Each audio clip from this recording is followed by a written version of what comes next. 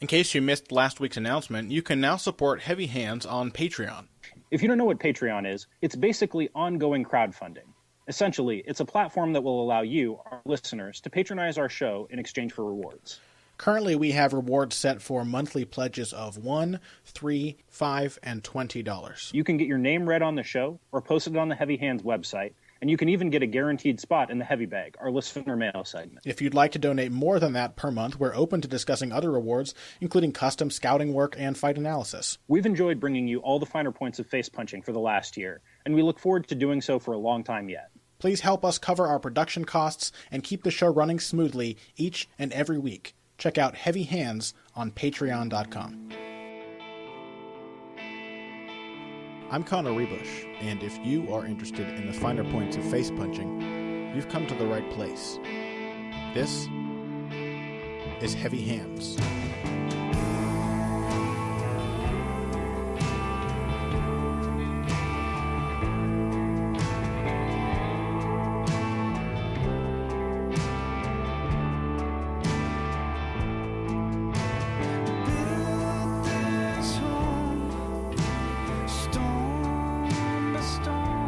Hello and welcome to Heavy Hands. I am your host, Conor Rebush, joined as always by my steadfast co-host, Patrick Weidman. And Pat, we have a hell of a result to discuss today. We were a big part of, I don't want to inflate our place in the MMA media landscape, but we were certainly on board with the notion that Jose Aldo versus Conor McGregor was the biggest featherweight fight in UFC history, one of the biggest fights in general in UFC history. All of this build-up, 10 years of having gone undefeated for Jose Aldo, a multiple-city world tour, 2 full training camps, and all of it ended in 13 seconds, the shortest title fight in UFC history. Conor McGregor winning with a one-punch knockout. I mean, just damn near took his head off. Can you even? I mean, okay? Let's go ahead and start this off on a personal foot, because we can just kind of say what our fan experience was of this fight, because I think these are ones where even the most experienced journalists and sports writers go into fights like this, wanting to feel like fans and having little difficulty doing so. If you were like me, then you were feeling giddy with your heart in your throat, nervous before this fight happened. So then, did you have a massive adrenaline dump when it ended just about 10 seconds in? Oh yeah, massive. Yeah. Also because, you know, I don't have a problem admitting this. Like, I think Jose Aldo for me is the first fighter, because you and I have discussed this on the show on many occasions. We both got into MMA relatively late. We are not like salty, old school, hardcore fans. No. Like. So Jose Aldo for me was the first fighter that I watched from prime to now downfall. Like so the first fight of Aldo's that I watched live, understanding what was going on, was Aldo Faber, and I watched him kick the shit out of Uriah Faber. Yeah, and you probably had a feeling who Uriah Faber was at that time. At least going into the fight, you'd seen the lead up and knew he was one of the more popular fighters in the world, especially for little guys. And then just to see him get walloped with ease, it gives that's a very good fight to start off with to realize, okay, Jose Aldo is on another level. Yeah, exactly. So for me, there was a little bit of like a changing of the guard thing for me here as an observer of MMA, like understanding, okay, you know, this is what happens. Like your heroes get old and they fall off and they get knocked out, and like nobody escapes this game forever. You know? Like there will come a day when Conor McGregor is lying on his back, staring up at a doctor's flashlight. That's going to happen because that's what happens in combat sports. Yeah, and I'm glad you used the word hero, because I think Jose Aldo, more than almost any other champion in MMA history, was kind of a heroic figure. You know, not just in terms of his fighting ability and his dominance of the sport for so long, but you know, one of the few fighters the only champion that I know of in the UFC to actually stand up to UFC brass during his championship run, to complain about fighter pay, not just for himself but for others, to bitch about the Reebok deal and hilariously compare the new uniforms to the Power Rangers uniforms. Jose Aldo is one of the few guys to represent fighters and himself in such an impressive, like a superhuman level. So for me personally, it was kind of heartbreaking to see the fight play out that way. You sent me a message the other day. You said, "How good was that?" And I said, "Dude, not good." That was all I could say, because I think I took a full day to really feel like MMA was going to be the same. In fact, I couldn't sleep the night of the fight. I stayed up. I watched McGregor's press conference, and it kind of soothed me in a weird way, because he was, he's an intelligent guy. I think anybody who doesn't acknowledge that is kind of kidding themselves. But to hear him speaking, minus the hype, talking and reflecting on the fight, talking about, all of this, it was a little. I thought to myself, okay, Mick Champ won't be so bad. Jose Aldo, he could be done. He may not be. We'll talk about that in a moment. But McGregor is certainly a deserving winner and a great fighter. And boy, am I looking forward to the moment when Dana White realizes he hates Conor McGregor. He has already realized that. because Conor McGregor refuses to vacate his featherweight belt, still wants to fight for the lightweight strap, which, by the way, I'm fully in support of. I think if you can dominate two divisions, you should hold both belts. I think that's... There is a whole lot of behind-the-scenes shit going on here that I don't know if I can talk about on air because it hasn't been confirmed by multiple sources. But... suffice to say, no, Dana White does hate Conor McGregor. Yeah, it's Papa Dana is no longer the loving father figure he once was. There was a moment at that press conference where a journalist asks McGregor, do you want to do this? And he's like, oh, well, it depends what they say. That's my horrible Conor McGregor accent. And they say, well, can't you demand it? And McGregor just has this smile creep onto his face, and he says, maybe I can. I'm like, oh, shit. This is not exactly our wheelhouse here, but I just want to throw this out there. It's kind of delicious that Conor McGregor convinced Dana White and the Fertittas that he was their buddy, got them to hand them the keys to their platform to turn himself into an international superstar, and then once he got to that level of superstardom, he became exactly what they feared that a star might become, and that's potentially bigger than the brand. How symbolically... important was it that he ran his own press conference after the fight? Oh, I mean, that was the summation of exactly this development. And and I wrote a big long article about this for Bleacher Report last month about how the UFC built them into stars. But there's a reason why this is a recent development. That the UFC traditionally has been very wary about building stars as such. Because you give them an incredible amount of leverage. Mm-hmm. And now Conor McGregor is going to be the highest paid fighter in MMA history. And that is not something that the UFC is happy about. No, they don't want to be paying out more money than anyone else ever has in this sport. Yeah, that is not the spot they want to be in. That's not something I want to be bragging about. It's an adversarial relationship, the promoter-fighter relationship. It's not a friendship, and it tickles me. It should be adversarial, man. Yeah, of course. It's employer-employee. They want to pay you as little as they can for your services, and you want to get as much money as you can for your services. Of course, you're opposed, but it tickles me in a small sense just to think, as you suggest, that Conor McGregor may have been the one convincing Dana and the Fertittas that he was their friend and not the other way around, because it's always the promoters getting over on the fighters.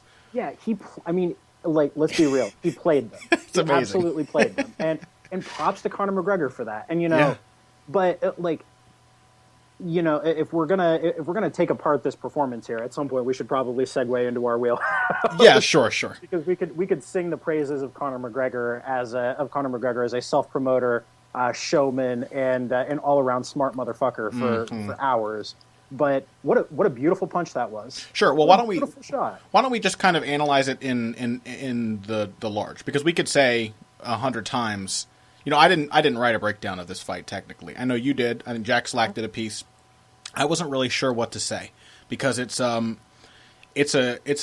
hop step left hand counter where McGregor takes a kind of skip step backwards, what I call a hop step, where your front foot moves first, your back foot catches up, and you land back in your stance maybe a foot or so backwards. You can adjust it for distance, of course. He creates space. He moves a little off to his side. He lands a left hand as his front foot hits the ground. It's a counter punch he has been using since well before his UFC debut. And he used it a lot in his UFC debut. So it's nothing. It's also important to note there's an inside step to it, right? So it's not just that he hops back. He hops off back into his left, and there's a slight pivot involved, like not a full pivot where he's coming around like 90 degrees, but maybe there's a 30-degree pivot involved. So you're throwing the left hand across the plane of your opponent's body. It's not coming straight on, which is how he landed it as cleanly as he did in this case, because Aldo So the trigger for the shot was Aldo's feinted right hand. Aldo feints a right hand, puts his weight onto his front foot, and then throws just a monstrous left hook. The trigger for the for McGregor's counter, what he saw was the feinted right hand. And he even talked about that after the fight. He said he thought that Aldo, I think he even said in his interview with Robin Black, he saw Aldo's right hand twitching at the weigh-in, and it convinced him that Aldo was going to overextend on a right hand early. So maybe he really was completely ready with that counter even before the fight. And the funny thing is that Aldo seemed to be playing on the same supposition. Aldo feinted the right, didn't actually go for it. And as you pointed out before we began recording, he moved his head. It was a well-done leaping left hook, but it was still covering a lot of distance against a rangier opponent with a strike that is a little easy to see coming. Even if the thing is, here's the thing with McGregor, and we'll talk at length about what we can really take away from such a quick result. Here's the thing about Conor McGregor, and I'm going to write an article about this. After the fight, he was talking about the thing that's kind of become a mantra for him, where he says, winners focus on winning, losers focus on winners. That's the thing that he says all the time, and I think that more than anything is kind of a summation of his in-fight attitude. Because McGregor counters, so he does think about what his opponent's going to do, but he doesn't ever worry about it in a sort of inhuman way that he doesn't seem to have this capacity for fear. Aldo came into this fight, he threw that right hand, he expected McGregor to focus on it and try to get away from it, and then to land the left hook as he tried to slip or take a step back. Instead, all McGregor was focused on was creating enough distance to hit Aldo as he came in. He didn't care particularly that Aldo landed the left hook, which he did, because Aldo's brain switched off, and a half second later, he still connected with a left hook that, despite having only the force of an unconscious man's body behind it, busted up McGregor's eye, and everyone could see the blood dripping down his face for the post-fight interview. So it was a hell of a punch coming his way, and he just didn't care. All he cared about was attacking the opening that was there. He wasn't focused on what Aldo wanted to do to him. He was focused on how he could hurt Aldo first. And that's a very powerful mentality. It's one that can be picked apart, but if Jose Aldo can't do it, then it's going to help take some ravages of time or another special opponent that we haven't really seen yet to do so. It's pretty crazy, and the quickest title fight in UFC history, Pat. Like you don't expect Ronda Rousey to have a 14-second win, but it doesn't really shock you. You're impressed. You walk away, you're like, wow, okay. But it's Kat Zingano, it's Ronda Rousey. We know that Rousey is so much higher than the level of her opposition. Everyone except Holly Holm. We'd seen her get all these first-round submissions, so we're like, okay, fastest one yet. Crazy, but yeah, par for the course. The fact that Jose Aldo is now the victim of the fastest KO in title fight history, one of the fastest KOs in UFC history, Jose Aldo, that happened to. What does that mean? And what can we really take away from this fight? Because it feels like a uniquely dominant win, but is it really?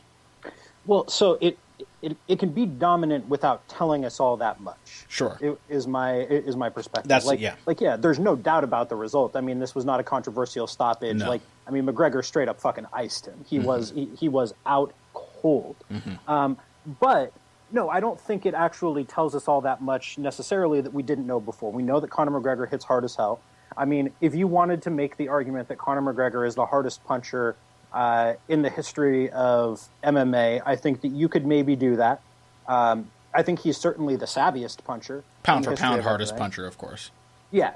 Pound for pound. Sure. I think you could make a much sounder argument that he's the savviest puncher in MMA history, and having a wide variety of ways to put his power on you. And having great timing. I mean, that's what really was behind that counter. We know he's got great timing, great sense of distance. We knew he had no fear of what his opponent was going to do to him. But in terms of the shot itself, it didn't tell us anything new about Conor McGregor's game. He threw this is the same punch that he knocked out Ivan Buchinger with, just he was backstepping a little bit more, and it happened much faster. Yeah. It was maybe a cleaner shot. But it's the same punch there. It's the same punch he landed a whole bunch against Marcus Brimage. He landed it against Dennis Seaver. He landed it against Max Holloway. This is a staple of his arsenal. We knew this was a thing that he could do. I think maybe it tells us that Jose Aldo has taken a lot of shots over the course of an 11-year professional career, and that he may be a little past his prime in terms of his ability to take damage. That's certainly a possibility. Mm-hmm. But, like, you know, the chances... Again, we had a long discussion about the meaning of the word fluke a couple of months ago with Gegard Mousasi and Uriah Hall. This was a low percentage outcome. Very. Like, and we've also we also answered a question on the show once before about what can we as analysts really take away from quick finishes? Because they, as again, we said then, they feel dominant, but what do they really reflect, and are they really very valuable for predicting a future fight?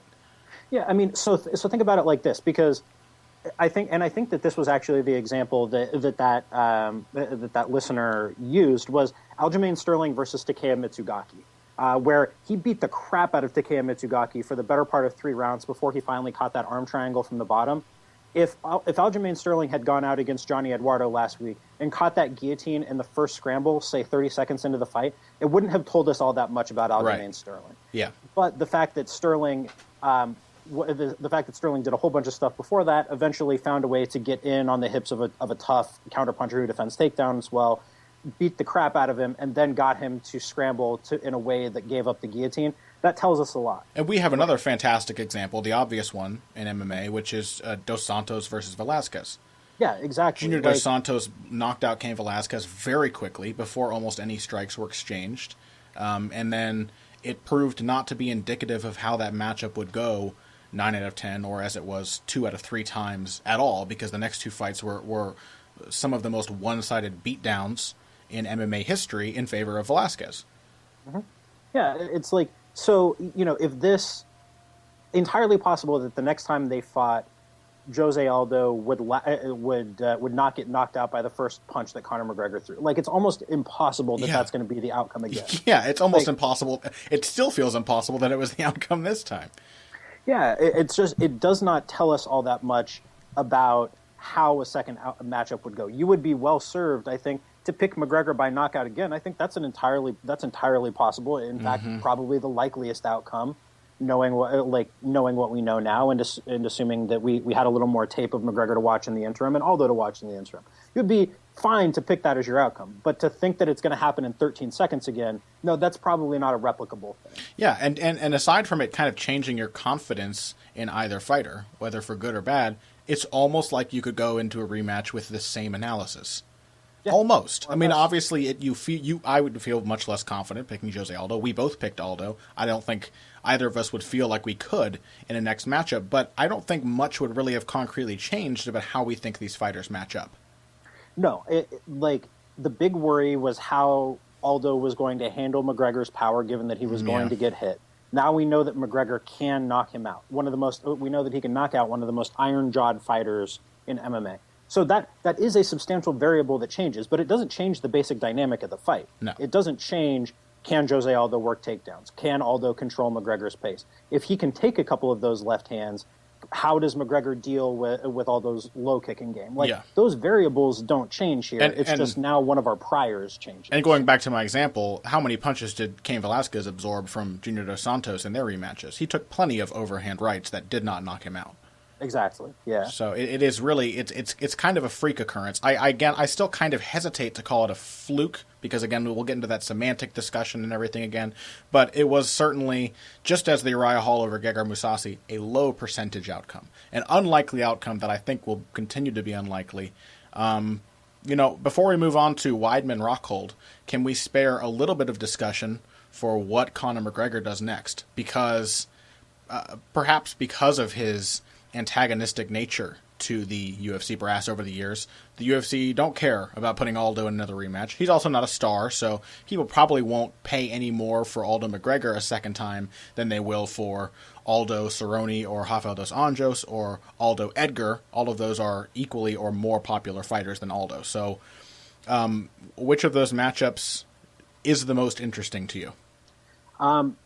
I think probably McGregor Edgar is the one that I would like to see. I as weird as it sounds, I don't have any real interest in seeing McGregor versus Rafael dos Anjos, and I don't think McGregor and his camp want any real part of dos Anjos. I think because they would there's be wise very little to avoid name value there, and it's a really, really dangerous fight for him. a huge, huge lightweight who's tough, who takes a shot, who can pressure, who can kick the shit out of your legs, and who can work really good takedowns. Like, why would you, if you're Conor McGregor's camp, why would you want any part of that guy? Like, not that he couldn't beat him, but that's a dangerous fight with very little return on your investment. Right. As far as the lightweight championship fight this weekend goes, the winners, potential winners, I feel like Dos Anjos, I would favor him over McGregor. I feel like McGregor could actually kind of beat Donald Cerrone up. Yeah, I think he finishes Donald Cerrone if they fight, because we know Cerrone is kind of allergic to pressure, and we know that McGregor is just going to pressure the shit out of him. Plus, Cerrone is hittable. He's always been hittable, and Conor McGregor can match his pace and hit him much harder than Cerrone hits him back. I think McGregor finishes him inside of 3 rounds if he fights Donald Cerrone. Also, I think Cerrone, strong possibility that he's kind of past his prime, but we'll get into that in the third segment. We will. Okay, so how about Frankie Edgar then? How do you think they match up? Because, or should we save that for later in the show when we discuss Frankie Edgar's win over Chad Mendes? No, let's do it now. How do you think they match up, Connor? Boy, I don't know. Seeing him knock out Jose Aldo that easily, and having seen Gray Maynard, who has a scant 2 knockouts on his record, send Frankie Edgar reeling around the octagon twice, it's really hard to envision Frankie Edgar being able to withstand McGregor's power, and knowing that Edgar is kind of hittable, and I think he still is. I don't think any of that's really changed. It feels like McGregor, but you don't know. Frankie Edgar's a weird fighter. He's a tough guy to get a handle on. He's got a sort of a grasp of the intangibles. And I think what he showed in that Chad Mendes win reminded us of is how smart he is at identifying openings. Because I think if you rewatch that fight, you see him pick up on the opening for a left hook after his right hand about a minute before he actually lands the left hook that ends the fight. Mm-hmm. And so, if Frankie Edgar can make Conor McGregor start respecting his takedowns, and he doesn't have to make him fear them, like Chad Mendes wanted him to, because the crazy thing in that fight is that McGregor just kept coming forward. He didn't worry, but McGregor still did have to try to defend them.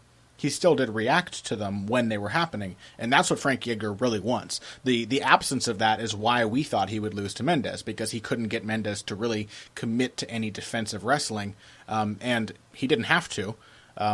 He shucked off a Frankie Edgar knee tap like it was a child trying to take him down. But, Frankie Edgar also showed that his offensive boxing is perhaps a little better than we said it was as well. So, there was an interesting thing that was making the rounds after the Mendes Edgar fight. I can't remember who tweeted it out, but it was somebody who said they remembered talking to Jim Miller, close to a decade ago about his fight with Frankie Edgar, and they asked Jim Miller, what do you remember about this fight? I think it may have been just after he beat BJ Penn the first time. They asked Jim Miller, what do you remember about fighting Frankie Edgar? And Miller's answer was how hard he hits. Yeah, I'm going to try and find who tweeted that to us, because I remember that as well, and it really stuck out in my mind.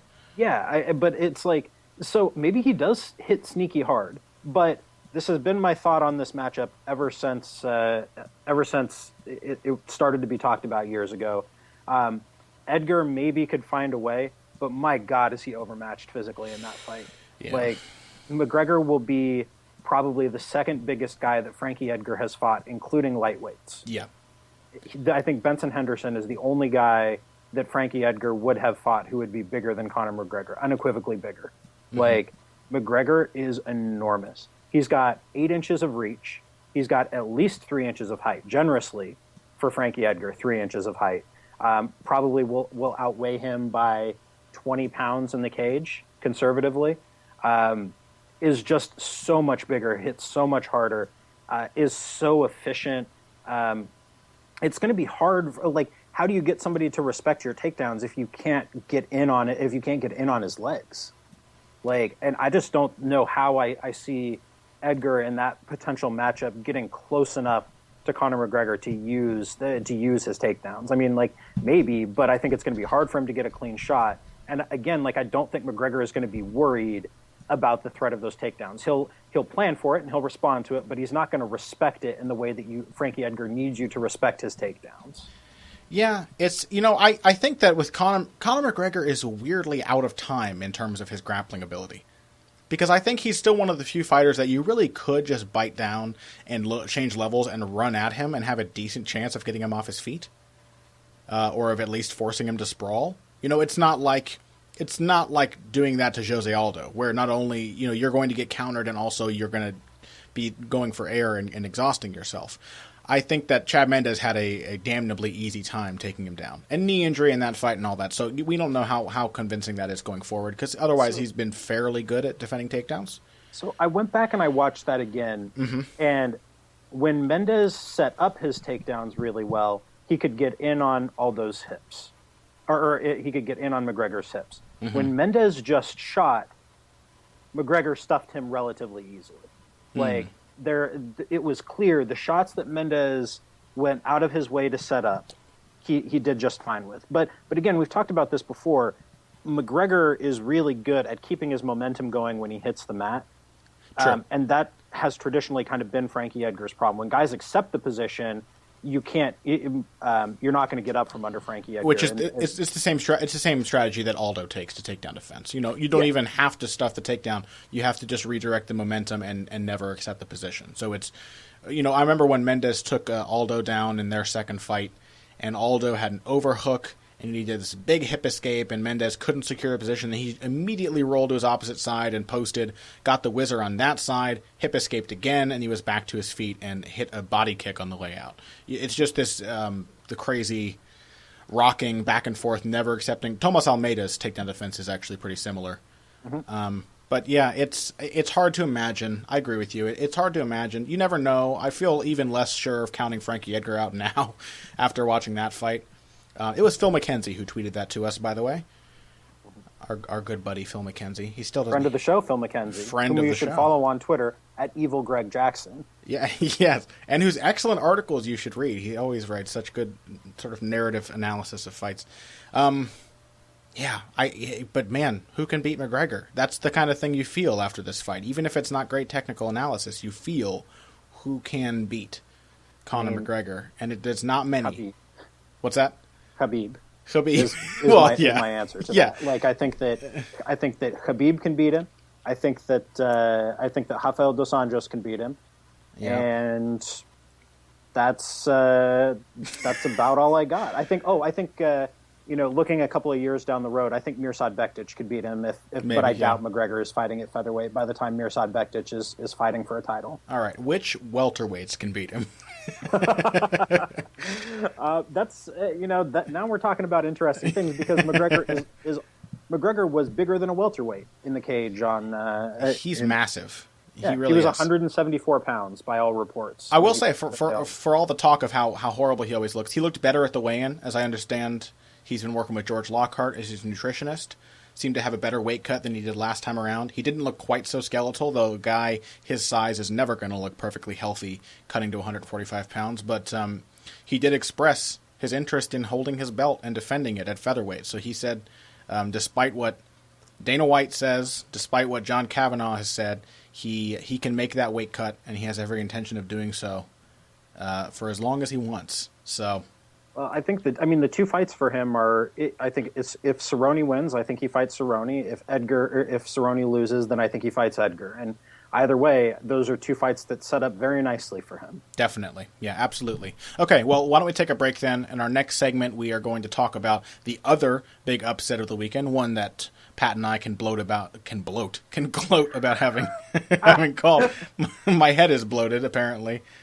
In unhealthy ways. And that's Luke Rockhold's win over former middleweight champion Chris Weidman. And then we also wanted to talk about Rose Namajunas showing the best form of her career in a win over Paige Van Zandt, and also Tony Ferguson doing crazy Tony Ferguson things to Edson Barboza. So all of that after this break. Okay, wait, stop. Don't skip this break. I know you skip most of them. It's a podcast. It's not a radio show. You don't have to listen to the commercials. But if you follow my very simple instructions, you'll be doing a huge service to Heavy Hands, Pat, and myself. First, go to Stitcher.com or iTunes.com. You can use either of those services to subscribe to the show, which makes it really, really easy to listen to every episode and not have to go hunting for it on our confusing, badly designed website. Once you're there, give us a positive rating and a positive review. That means go to the little 5-star thing and click on the star all the way to the right. That's a 5-star rating. That's the best one you could possibly give us, and like 20 or 30 words about how you enjoy the show. It may not seem like much, but it's a huge help to us, and we really appreciate it. It helps us bring Heavy Hands to an ever-increasing audience, which is just good for everybody. So thank you for listening. Please take the time to give us a positive rating and review. Next time that you're on at your computer, at your phone, whatever, iTunes.com, Stitcher.com, search for Heavy Hands, give a positive rating and a review. Thank you. And now, back to the show. All right, Patrick. Luke Rockhold, Chris Weidman. We both predicted Luke Rockhold to win.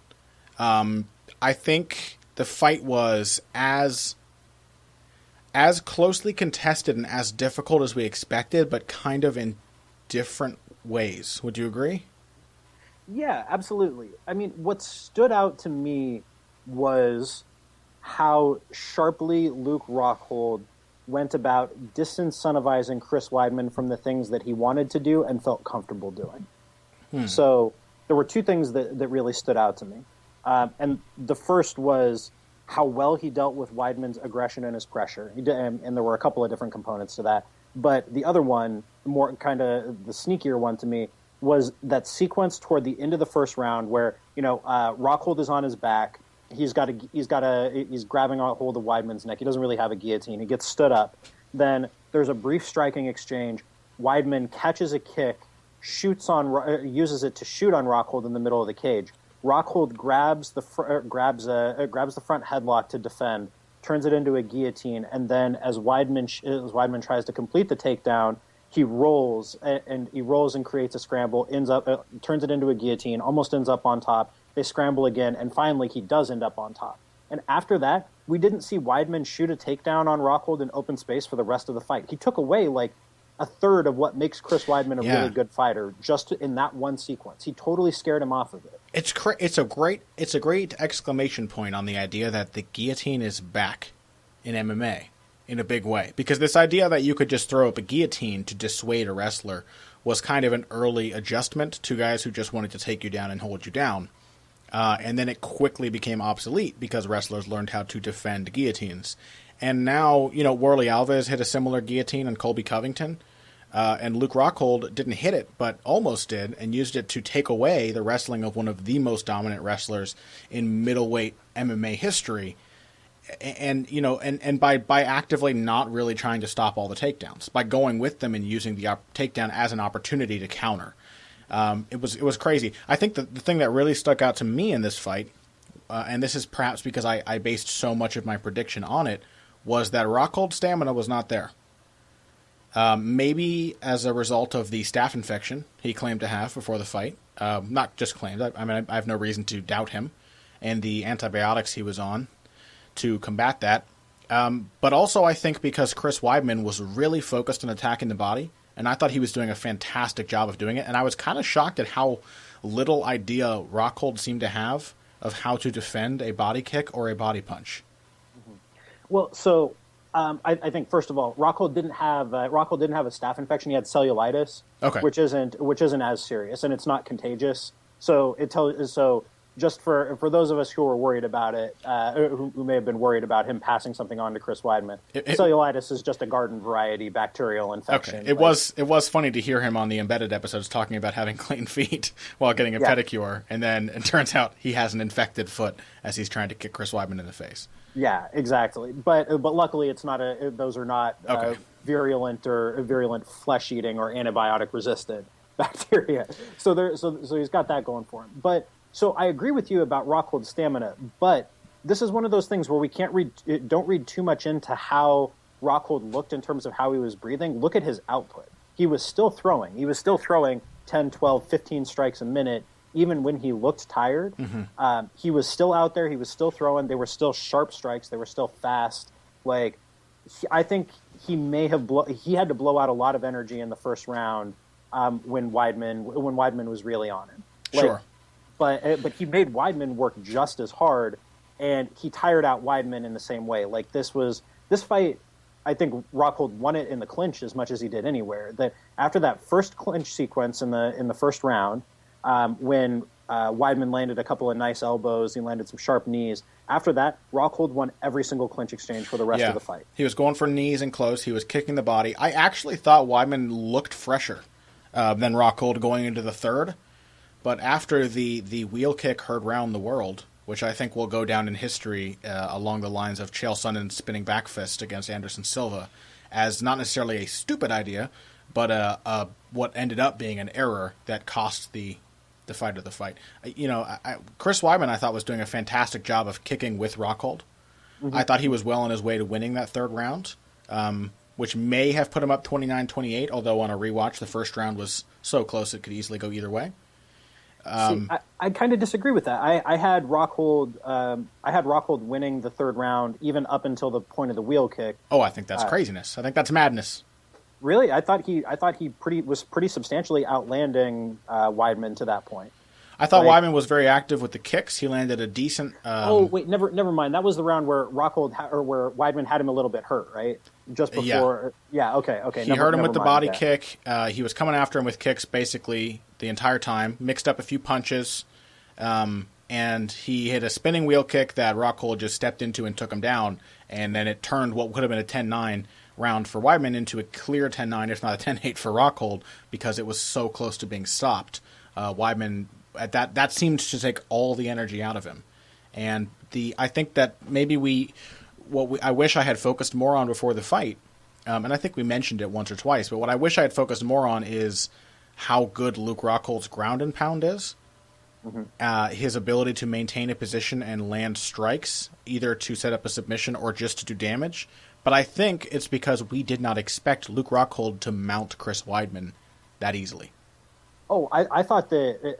I disagree with you a little. So I'm rewatching that third round right now, and I think it's closer than you're giving it credit for. Like, yeah, Weidman had some success, but Rockhold still landed a lot of shots on Weidman. I think it was not an unwinnable round for Rockhold. Even had the wheel kick not landed. But I really thought, yeah, if Rockhold can get on top, I thought that it was his fight to lose. Like, that there was no way that Weidman was going to find a way to get himself back up from there. And that he would be in real trouble in that scenario. Yeah, but did you expect it to happen? Did you expect Rockhold to be able to mount Chris Weidman like that?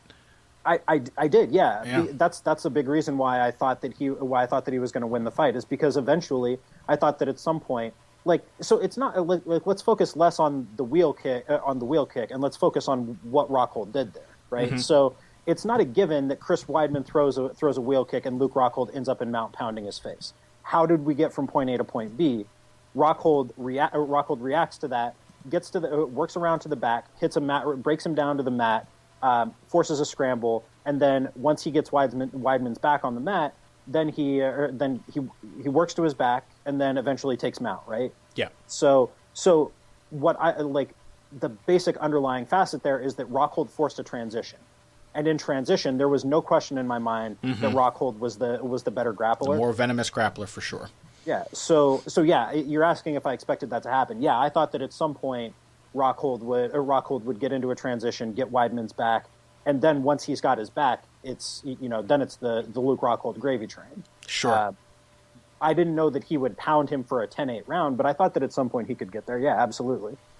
Yeah, it was a stunning end to the fight, and people complain about the stoppage. I didn't actually think it was too bad, letting Weidman finish out the third round. Maybe I'm a horrible sadist. I thought it was all right. I can see both sides of that. I mean, I could definitely sympathize. I mean, it was not fun to watch, but I thought Weidman blocked a fair few of the punches. Yeah, I don't know. I mean, I would have preferred to see it stopped there, but if you're Herb Dean, I think you see, okay, not that much time left in the round. Let the champion do his thing. Sure. Yeah. It was basically a bunch of shots. Then for the next 20 seconds, Weidman has his hands up. He's deflecting most of the worst of the damage, and the only thing that gets through is sliding elbows. Last 10 seconds, Rockhold stops trying to go through the center and starts hooking around the side. And that's where you could really say, I think, okay, late stoppage is needed here, because he's getting hit in the side of the face over and over and over again. And I don't really think a referee should care about the time of the round. I truly don't. I think if you should base your refereeing decisions on the situation, not on the clock. So if the guy can't defend himself, you stop it. Well, I think, yes, in theory, but I don't know that it's possible to not have that in your head if you're a referee and you hear the clappers go. Like, I mean, yeah, I think in theory the referee shouldn't take that into account, but it's hard to. Sure. It's hard for me not. It's hard. I think it's hard not to. But okay, so on the feet, we've talked a lot about the grappling matchup here, but on the feet, a couple of really interesting things. Mm-hmm. So Rockhold had clearly done his homework, had watched his tape. His coaches had watched his tape, and he knew that Chris Weidman is a pressure fighter to a fault, right? And that he doesn't offer much going backward. That if you can counter his forward movement, he's going to give you some time to get back after him. Same as Matt Brown does. That's the great weakness of that particular style of pressure fighting. So Rockhold countered the forward movement, used his right hook beautifully. Even though Weidman clearly knew it was coming, he still managed to land it cleanly on a half dozen different occasions. But then, as soon as Weidman gave him space, Rockhold was on him. Rockhold met his aggressiveness with aggressiveness and filled up the spaces in between with his own offense. Yeah, and I thought he did a good job of keeping the distance long enough to wear him down with kicks. He used his feints. He actually ran Weidman into his jab a few times while Weidman was coming forward, which I love to see. If Rockhold had a consistent jab, I think he would be damn near unbeatable with his length and his preference for fighting at long range. But I absolutely agree with you. I thought he was very tenacious on the feet. I thought he chose his spots very well. When I did think Weidman was pulling ahead in that third round, even then Rockhold chose a moment. He seemed tired. He picked the right moment and came back with like a 3-punch combination, blasted Weidman with a couple body kicks. He made very sure that Weidman knew he was in the fight and didn't allow him to build much momentum. Because I think that's why Weidman looks so fresh to me, is that Weidman can be dead tired. And we've seen this in fights before, but if he's coming forward, he's in his rhythm. He's in his comfort zone. And Rockhold did just enough to make sure he wasn't able to fully settle into that after having probably taken the first 2 rounds of the fight anyway. Yeah, it was just beautiful work. Like the confidence that Luke Rockhold has is just off the charts. Yeah, that's really the big thing that stood out to me in this fight. Was how confident Rockhold was. He never really lost that, even when there were points where you thought, okay, Rockhold's in trouble or he looks tired or whatever. He was there. Yes. He knew what he was. He knew what he was trying to do. He was well trained. I think that there's an argument to be made that that AKA teaches ground striking better than any other camp. So yeah. There's quite a few guys there who beat the hell out of you on the ground. But God, I mean, just what a year for AKA to bounce back in the way that they have. It's the year of AKA and King's MMA. Yep, which I think tells you something, that those are old school camps run by old school guys, and they have managed to and they've seen a serious resurgence this year. Mm-hmm. So. Everybody talks about how hard the sparring is at those two places. If you're one of those new school folks who says no, spar less, don't spar as hard, you've got a whole bunch of champions from those two camps who would say the opposite. Although in fairness, Conor McGregor, big proponent of light sparring. Yes, that's true. So our other new champion, despite what you might expect given his style, definitely doesn't like the hard sparring. But it just goes to show that there's value in those approaches. And I think a lot of people have taken this weird backward step, where this kind of revisionist or overreactionary take, where because people get hurt in sparring and people get hurt at these camps, and yes, they do get hurt too much and the sparring might be a little too frequent or a little too hard, they've now gone to the point where they think there should be no hard sparring, that only a fight should be hard or anywhere close to 100%. And I think that's frankly ridiculous. If you're a fighter, you got to fight sometimes outside of the camp. You got to come very close to the real thing in order to prepare yourself for the real thing.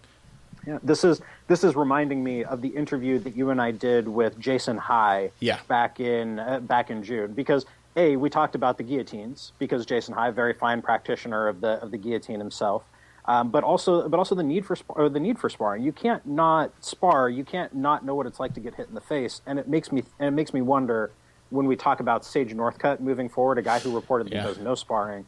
Like, I went back and looked at his fights, and that is not a guy who looks prepared to be hit in the face. No. It's going to come crumbling down if he truly doesn't spar. And Tyron Woodley said the same thing.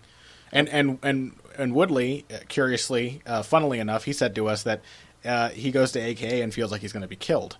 He says that their hard sparring is harder than anywhere else. He knows that he's going to go there and have to fight for his life, but that he goes there in the week before a fight or the 2 weeks before a fight for his final week of really hard work just to make sure that he's fight ready, which I think shows you how important it is for a lot of fighters to have that.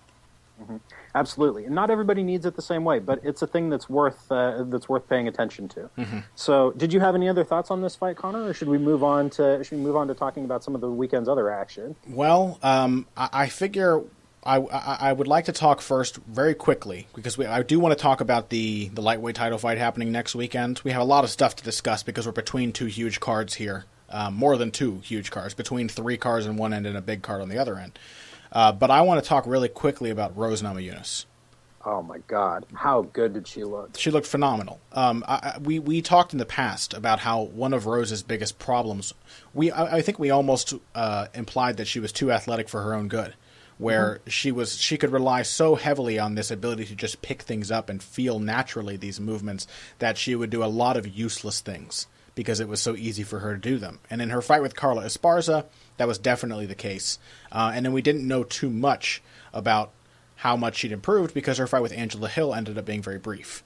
Having gone 5 rounds with Paige Van Zandt, and by the way, credit to Paige Van Zandt for being just tough as nails. She put up with an insane amount of punishment and a pretty gruesome, totally locked-in armbar that she squirmed her way out of. So she's definitely tough enough to make improvements. But, man, Rose seemed to have just fixed all the things that gave her so much trouble in the Esparza fight, to the point where I'd love to see a rematch Esparza now. Her movement was tight and focused. She bounced only so that she could easily change distance, and then when she needed to plant her feet, she planted her feet. She maintained distance beautifully. Timing on her counters. She stuck very heavily to basics. You know, it was a 1, a 2, and a 3, and that was pretty much it. Almost all she threw on the feet were a 1-2, a 3-2, and then an occasional lead right. That was almost it entirely, and it was beautifully effective. She didn't go sell out on any big strikes. She just laced these straight punches right through Paige Van Zandt's guard, and then worked her way into the clinch, where she's also evidently improved her wrestling and her takedowns. We're not fully equipped to describe everything she did on the ground, but suffice to say she looked like a dark wizard, doing things that we expected her to dominate Paige Van Zandt on the ground, and I think she went above and beyond what I expected. It was pretty much a flawless performance, and it makes me really, really excited to see Rose Namajunas, who is only 23 years old, continue to develop. Well, she is a marvelous, marvelous athlete. There's outside of Claudia Gadelha, and maybe even including Claudia Gadelha, I think she's the best athlete in that division. She just glides through space. She is so fast and so effortless in the way that she moves. And this is something that you and I talked about a lot, that a lot of the time it seemed really aimless, in the past, that she didn't really have a good plan for why she was moving here or why she was doing this or that. There is no question at all, zero question at all, in this fight that she knew exactly how and why she was doing everything that she was doing. Absolutely. And there was subtlety to it, right? Because when she fought Carla Esparza, it's like Rose can move 5 feet backwards effortlessly. But it's probably better to just move 1 or 2 so you're still close enough to do something when the other person misses. And that's what she did over and over in this fight. She would let Van Zandt lead. She'd take a step back, a little off to one side, and then as Van Zandt was overextending or recovering, she'd step back in and pierce her guard with a shot. Yeah, she knew exactly what Paige Van Zandt was going to try and do to her, and she didn't allow her to do a single bit of it. Yeah, pretty much. Like, that was... But I mean, we say that, and it sounds like a basic thing, but that's not always how it works, Like, she refused to fight at Van Zandt's pace. That was a big one. That, like, you could easily see an iteration of this fight where Namajunas comes out and stands her ground and hits Van Zandt just because Van Zandt is there to be hit. Like, because she could have, I counted strikes at various points in this, and when they were just purely engaging at range, Namajunas was on a pace to throw 8, 10, 12 strikes a minute, which is not a high volume for her. In the past, she's gone through stretches where she's thrown 18, 20, even more. But she resisted the urge to just hit Van Zandt for the sake of hitting her. Yeah. She's like, okay, I'm going to stick and move, but really what I want to do is get into the clinch and take her down and control her. Yeah. She didn't give Van Zandt the opportunities to work at that crazy pace and wear Namajunas down and eventually force her into the kind of wild, scrambly fight in which Van Zandt thrives. She never gave her the opportunity to do that. And so it shows a certain level of maturity and vast improvements in her fight IQ that speak to her ability to compete at the highest levels of this division. Like, she's not a hype job. There was a reason the hype was there, and there were good reasons for that. It was just a little too soon. And it's easy for us to forget that given time, working under excellent coaches, fighters are going to get better, especially when they're as physically gifted and mentally gifted too, in terms of her just raw understanding of a fight, as Rose Namajunas is. Yeah, I'm glad you mentioned the coaches, because I think Trevor Whitman was a key player in what happened here. Not only just in Namajunas coming back and looking more technically sound and more focused on that aspect of the game, but I think if you listen to Trevor Whitman in the corner during this fight, it was just sublime coaching. He was like a calm rock in the corner where he was just making sure that Namajunas was focused. There was a moment, I think maybe after the second round, it may have even been just after the first, where Namajunas had clearly been dominating the fight. She came really close on a choke or an armbar, and Van Zandt escaped. And she came back, and you could tell she was a little frustrated. She was a little worked up about it. And anybody who saw her reaction to hitting that flying armbar on Katina Catrone back in 2013, you know how emotional Rose Namajunas can get, right? She can get crazy emotionally invested in her fights. And Trevor Whitman was there just to not stifle it, but just to keep it in check. And said, and Pat Barry too. We criticized Pat Barry's advice in the Carla Esparza fight. He was great in this fight. He was very good. He was very reassuring, and he said, "Don't look for the finish." He just backed up what Trevor Whitman wanted to say.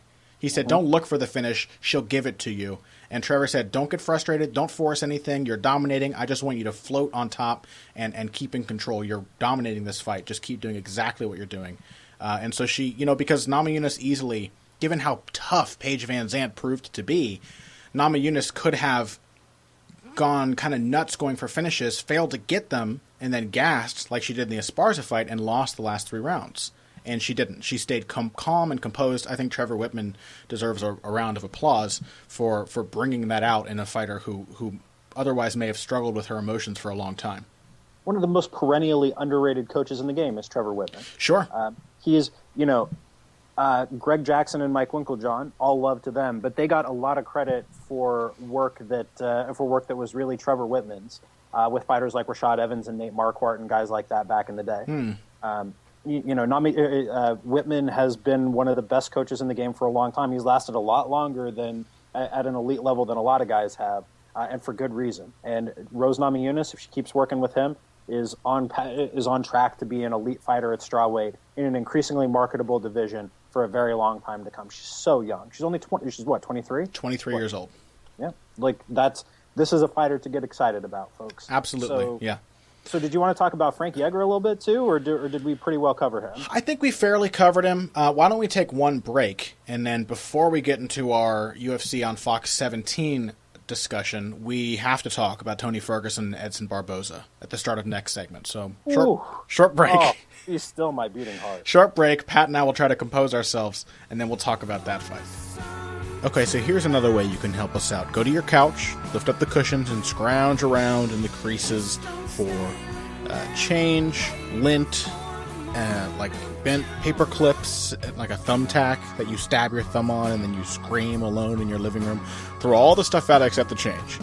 All right, now take that and deposit it into your bank account or your PayPal account. Head over to heavyhandspodcast.com and click on the donate button on the right side of your screen.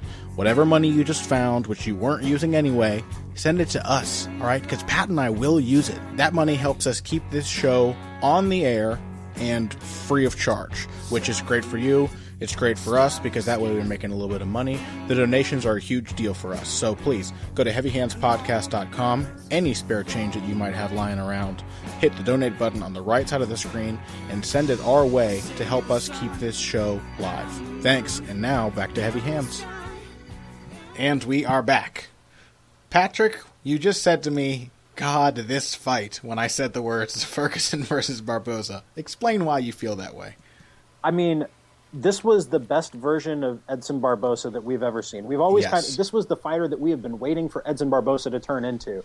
And Tony Ferguson took his best shots and still managed to walk through them and find a way to win the fight. He capitalized on the one mistake that Barboza really made in this entire fight and finished him. That's the kind of fighter that Tony Ferguson is. Like, it's just incredible. Like, all of these things that we've been waiting for Barboza to figure out, like really figure out how to use the space of the cage, how to stick and move, when and where to sit down on his combinations. He did all of that beautifully. Yeah. He was powerful. Like, he picked his shots well. He worked at pace. He worked much faster. He was an authoritative outfighter. Yeah, like and in a small octagon too. Yes, that is not an insignificant variable here. Like, this is much less space than Barboza's used to operating in. And he still used the space perfectly. He was still perfectly aware of where he was. And he had great variety. You know, Barboza has been turning into a better boxer for some time. He had fantastic variety with how he threw his counters and his pot shots as Ferguson was trying to come forward. He jabbed to the body. He jabbed upstairs. He landed cross counters. He threw wide right hands to the body. He threw left hooks. He threw these things in combination and constantly changed them up. So Ferguson would never be able to feel comfortable predicting one thing as he was coming forward. And Barboza did a fantastic job of making sure he hit these strikes before he was ever fully backed into the fence. He hit them right as Ferguson was stepping in and committing his weight. And he used each and every opportunity when he landed to squeak out the side and get himself back into open space. It was perfect execution. It was outfighting that you like. Ferguson had to respect it, except he didn't really. And that's what makes this fight so especially crazy, because it was the best Barboza we've ever seen. But Ferguson is just so resourceful and tough, but so resourceful. He never ran out of things to keep trying against Edson Barboza. He just kept coming back and trying something else. Right? Like, there were sequences in this fight where you could see the wheels turning in Tony Ferguson's head as he's like, okay, this works, this doesn't work. And finally what he settled on were elbows. Yeah. Elbows were what worked. And that he gashed open Barboza's face. He got that going. Actually, when he could force Barboza to work in the pocket, he had some success with his boxing too. And then the addition of elbows on top of that gave him another option. But like, he was relentless. He was absolutely relentless. The fact that he walked through those shots, the conditioning that he had to keep up that output was ridiculous. And finally, the killer instinct that he has is something truly, truly special. I think there are very few fighters who have a better sense for when their opponent shows just a flash of weakness and when to jump on that choke, when to commit to a choke, or when to commit to a flurry of shots. Like, Ferguson has that, man. He just sees it. And the one mistake that Barboza made, he left his head in there for just a second, just long enough for Ferguson to grab the front headlock and get the choke. Like, one mistake, man. Which That's probably all Barboza made. Probably wouldn't have been long enough for anybody else to lace up a choke. You know, Ferguson was on that Darce in lickety split is the phrase that came to mind. He was on that Darce within a half a second. He knew it was there and it was completely locked in. Yeah, like, that is insane. That is absolute insanity. But you know, I think he's earned a shot at the title, especially assuming that Khabib is going to have to win one.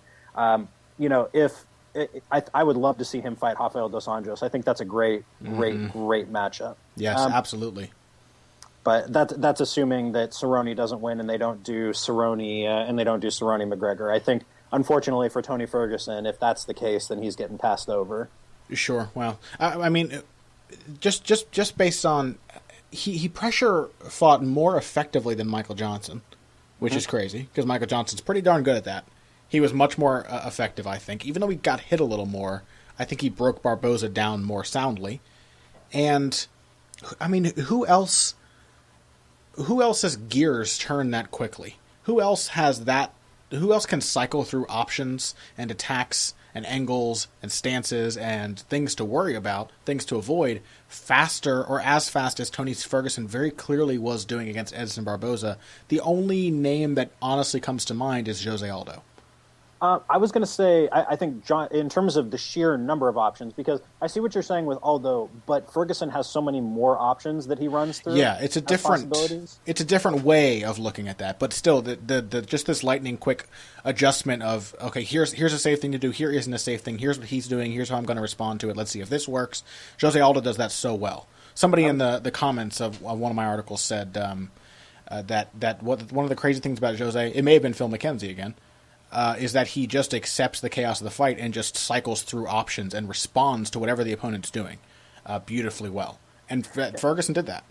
I would say John Jones. Sure. John Jones, I think, is the quintessential example for somebody who's just always keeping his cool and is always thinking about how he can, what edge he can find at any given point. I think TJ Dillashaw does that really well, Demetrius Johnson. But these are champions, these are champions. Yeah, this is the company that Tony Ferguson belongs in terms of his creativity. Like, there are things that he does that are not on their level. So, like, this is not saying that Ferguson is destined to be a champion on that basis, but, like, that is a very, very rare skill set, and it's one that Ferguson has in spades. Yeah, and watching it now, he went from having a close first round that he may have lost, probably did, because he took a lot of punches, to kind of owning the second round of this fight. Yep. So the adjustments may have took a bit, but he was tough enough to absorb what damage was coming his way and smart enough to take control of a peak Edson Barboza by just the second round of the fight, which makes you wonder, if Tony Ferguson were to become a champion someday, and he could, is this the kind of guy who would thrive in a 5-round fight? Just absolutely. Give him more time to adjust and come up with ideas and really narrow down his options. It seems like he'd be a terror. Yeah. So I'm watching the sequence that leads to the end of this fight right now. Just it takes 12 seconds from Barboza shooting that ill-advised takedown to the tap. 12 seconds. Yeah. That's all it took. He has the choke locked in. Even after Barboza scrambles out of the initial attempt, he has the choke locked in 6 seconds. Like, that's insane. That's utterly insane. But props to the man, Tony Ferguson, out there doing the damn thing in impressive fashion and should be, in a just world, punching his ticket to a title shot. Absolutely. I would like to see it. I think it would be a hell of a fun fight, whether it's Cerrone or Rafa dos Anjos, who he ends up fighting. And on that note, why don't we talk about it? RDA versus Cerrone. It's happening this next weekend.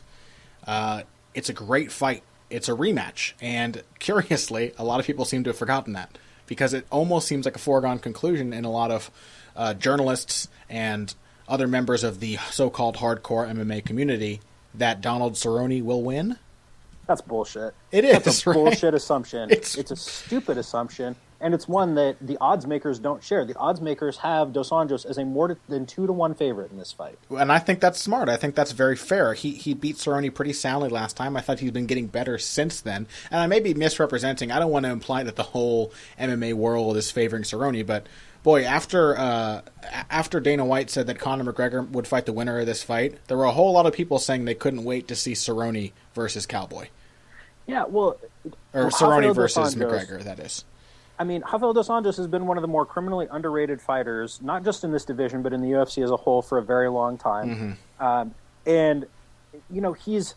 Like, people just don't appreciate how good he is and what he does. And conversely, Donald Cerrone is beloved for a lot of reasons. And let's be real, there is absolutely no question as to who the UFC would rather have winning this fight as their lightweight champion. Come on.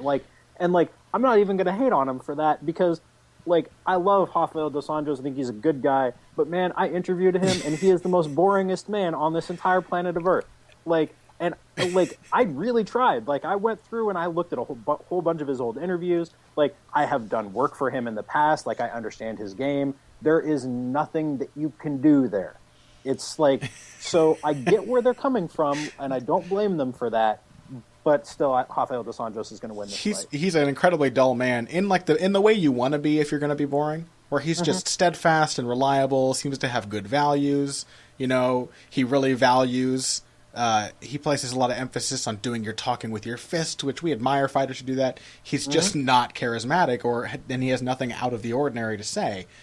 So yeah, and Donald Cerrone is incredibly active. You know how much the UFC would love an active champion at one of their deepest divisions they could just cycle through. Let's talk about a thing that's not quite technical before we get into the nitty-gritty here. And this is already looking like this is going to be a long episode, so hopefully nobody's unhappy with that. I think most of our listeners will be okay. Let's talk about one of the main reasons I think people are favoring Cerrone. And I think that is because there is this widespread belief that Rafael dos Anjos must be on steroids. This isn't the kind of thing we normally talk about on Heavy Hands, but I think a lot of people are assuming that the only way he could have done what he did to Anthony Pettis is that he had to be on performance-enhancing drugs, even though I think he set the bar for that performance in the ones leading up to it, and we could have expected it if we looked at it closely. And I just don't really understand it, because, I mean, Donald Cerrone is the one of these two who has failed a drug test before in his career. Donald Cerrone is the guy who fights 5 times a year and never gets injured. Why is Rafael dos Anjos the only one who might be on steroids in this matchup? Because people do this bullshit where they post pictures of fighters at various weigh-ins, and they're like, well, must be PEDs. And, like, let's be real. I know some of the people who do this. Some of them are people who are very smart otherwise. And I'm not denying the possibility that I'm not saying that PED use isn't rampant, because it is. I'm sure it is. But that's a shitty metric, because there are a lot of variables that go into what guys look at the weigh-ins. Rafael dos Anjos was a guy who never was on a strength and conditioning program until like 3 or 4 years ago. So you take a picture of how he looked at a weigh-in in 2008 when he was 24 and compare it to one of him as a 31-year-old who's been on a hardcore strength and conditioning program for 6 years. Yeah, he's going to look different. He's a 185 or 190 pound dude. That's something that doesn't get talked about very much. He is an enormous lightweight. Like he may actually be the biggest, thickest lightweight out there. Oh, yeah. Who can still make the cut to 155. He is an enormous human being. But like, there are ways to talk about Rafael dos Anjos as a physical specimen where you don't have to invoke the specter of performance-enhancing drugs. Like, that's one of those things that sounds real smart when you say it. Well, compare these two pictures. Something's different here. If you can only keep in your mind one variable at a time, like, I feel bad for you that you can only hold one thought in your head at a time. And having looked at some of Rafael dos Anjos' Facebook pictures, he looks kind of the same. So even if he is on steroids, and he very well may be, because I kind of assume in my head that most fighters are, which is why it just doesn't bum me out when they fail. But, you know, he kind of looks the same. So if you're expecting it to be different, Rafael dos Anjos, because of the IV ban and because of the new drug testing policy, I don't know. I think this will look very similar to their first fight. But why don't we talk about why that is? Why we think... And of these two guys, real quick, let's talk about this. Donald Cerrone is the one who has a therapeutic use exemption for an IV after weight cutting. I'm not sure if that's true, actually. Oh, really? I think did may have been get passed around poorly. He may have been trolling with that remark. Oh, okay. Well, he may have pulled a Vaughn to get you, or a Vanderlei Silva April Fool's joke with that one. Oh, okay. Well, fair enough. So I'll leave that out then. But yeah, no, the outlines of this matchup are literally no different than they were the first time, except dos Anjos is a demonstrably superior fighter. And Cerrone has added some tools too, but I don't think he's added as much in ways that flow better into his overall approach as dos Anjos has. Does that make sense? Explain. Okay, so they are both better fighters than they were in August of 2013. Yes. But dos Anjos is a better... dos Anjos was a pressure fighter then, and he's a pressure fighter now. But the things that dos Anjos has added have made him a better pressure fighter than the things that Cerrone has added have made him a better outfighter. Yes. Yeah, I definitely agree. And I think what we really have to acknowledge is that these are two fantastically well-rounded fighters. Both of them came by their well-roundedness in different ways. But I think that Rafael dos Anjos has turned into a better final product. And I think you mentioned earlier, you think Donald Cerrone may be reaching the end of his prime. I think Cerrone recently came into his.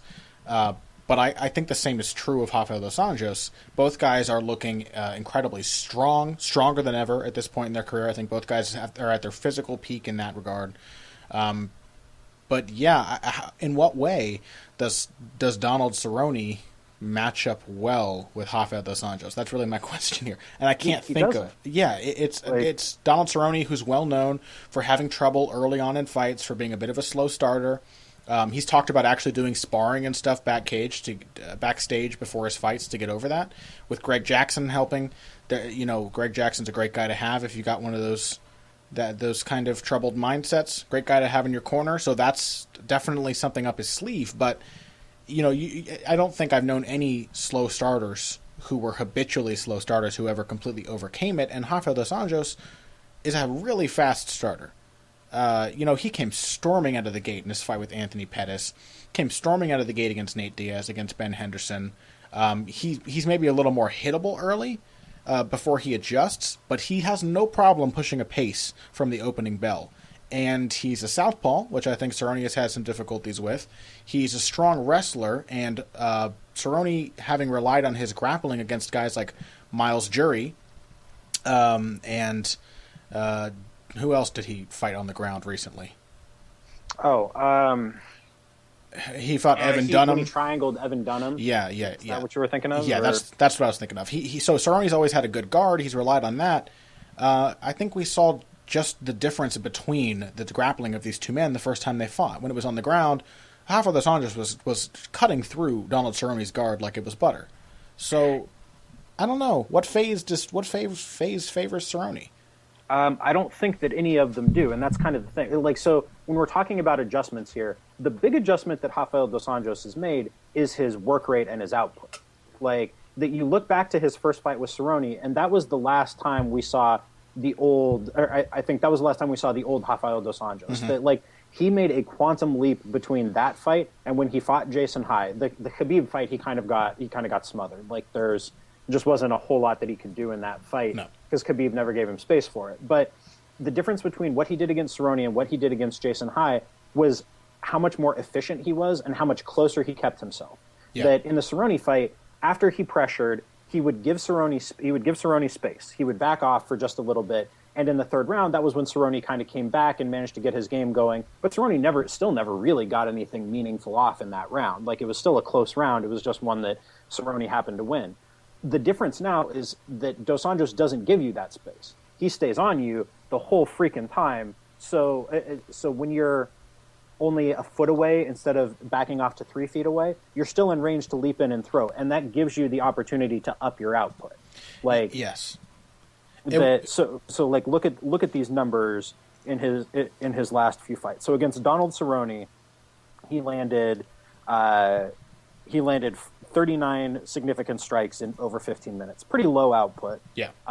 He lands 36 strikes, only a few less in 9 minutes against Jason High.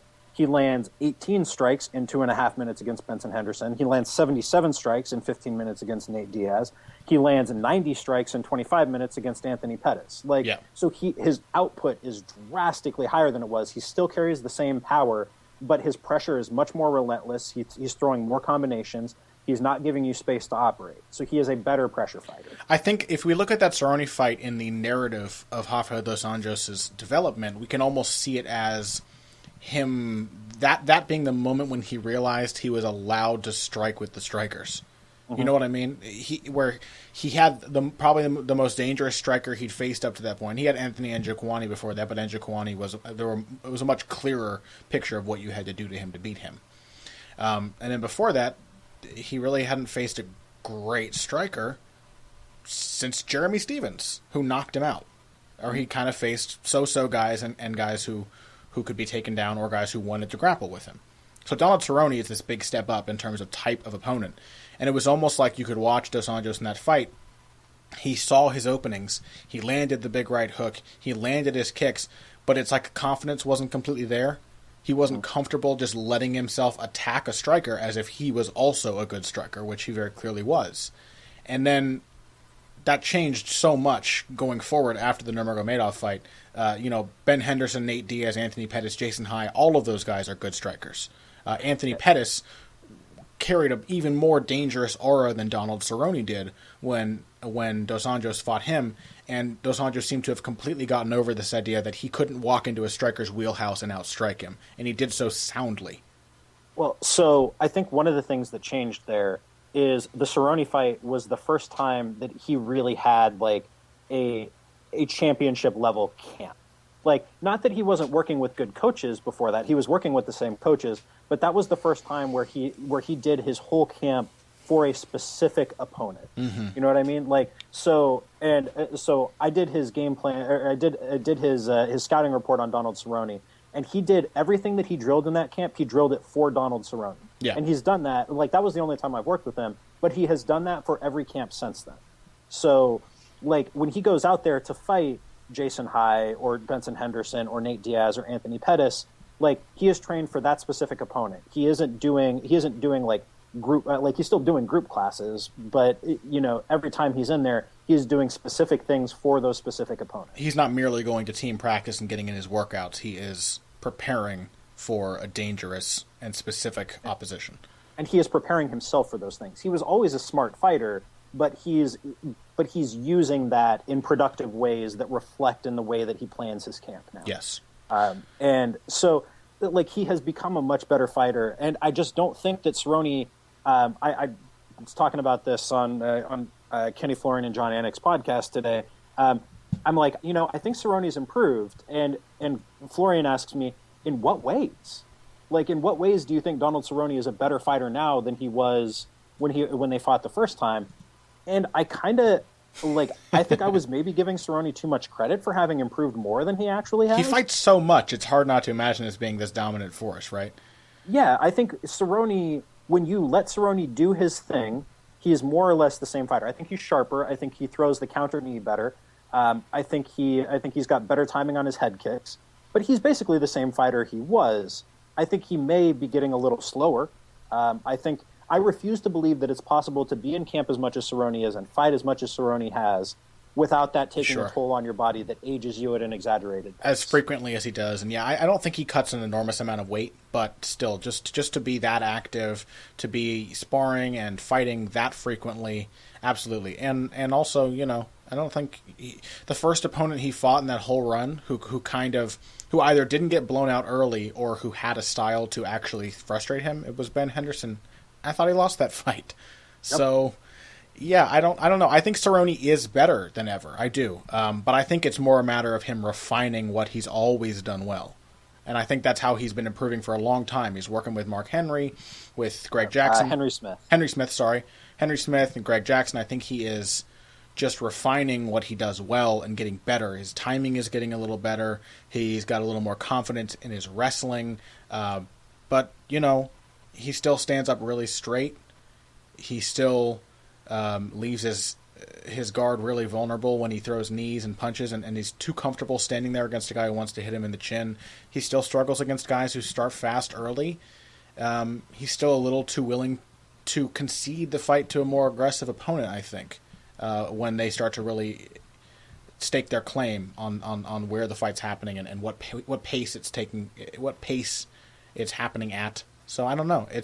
I want to acknowledge that I think, you know, Donald Cerrone. He's great, at the risk of embarrassing ourselves if he wins. But it's just hard to imagine him beating Dos Anjos. In fact, it's hard to imagine him not losing more emphatically than he did the first time. Yeah, especially because if Dos Anjos gets on top, and you mentioned this earlier, Connor, and we kind of breezed past the point, so I don't want it to get lost. Like, there is an idea out there, I think, that Dos Anjos doesn't really stand out in any way. Mm-hmm. That, you know, he's tough and he's durable and he works at a good pace and everything. He's probably the best top player in that division in terms of the variety of skills that he brings to the table. Sure. Like, that is where, like, he's not the best wrestler in the division. He's a very good wrestler. He's not the best striker in the division, but he's a very good one.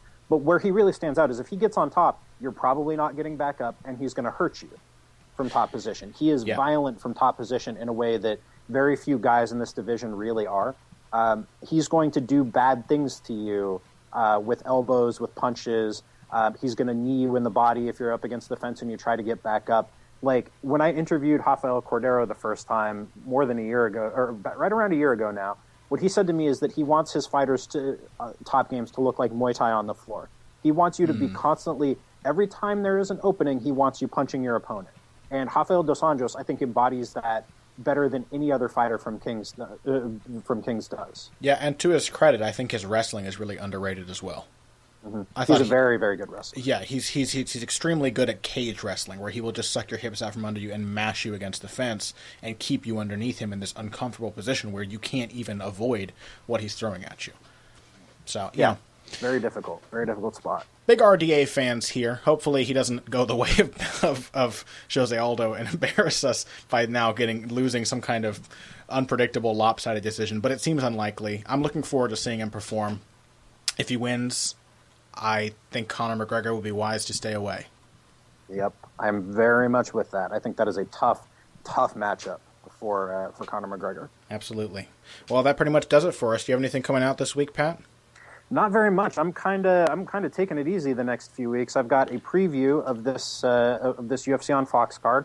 Then I am off. Then I am totally off the next week. I've only got 2 previews left to write this month, and that's it. What do you got? What do you got going? Well, I have a preview coming out as well on SureDog. I will be doing an article, possibly Tuesday or Wednesday this week, on something along the lines of Killing the Immortal, on kind of the legacy of Jose Aldo, the lead up to this fight, what it means, what we can take away from it. Not really a technical breakdown because 13 seconds of fight is all that happened, but just kind of a big picture narrative view of the event. And then if I have time, I will also be doing a how to beat RDA. So despite everything we just said, I'm going to try to come up with some kind of game plan for Donald Cerrone to beat Dos Anjos. I don't see it happening, but that's part of the fun. That's part of the challenge. Well, this just occurred to me, and I don't want to get us too far off track now that we've reached the end of the episode. What do you think about Cerrone going in there and trying to work takedowns on Dos Anjos?